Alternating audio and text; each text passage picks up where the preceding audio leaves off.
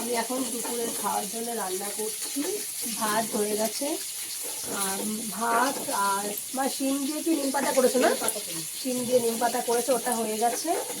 আর এখানে মাছ ভাজা হচ্ছে। আর আমাদের বাড়িতে শনিবার নিরামিষ হয়েছে, রবিবার শিবরাত্রি উপোস গেছে, সোমবারও শিবরাত্রি ছিল উপোস গেছে, মঙ্গলবার দিন মাছ পাইনি, দিন রান্না হয়েছে। যাই হোক, আর আজকের হলো এই মাছ হচ্ছে, মাছে আজকে সর্ষে পোস্ত দিয়ে ঝাল হবে, আর লাউ শাকও হবে।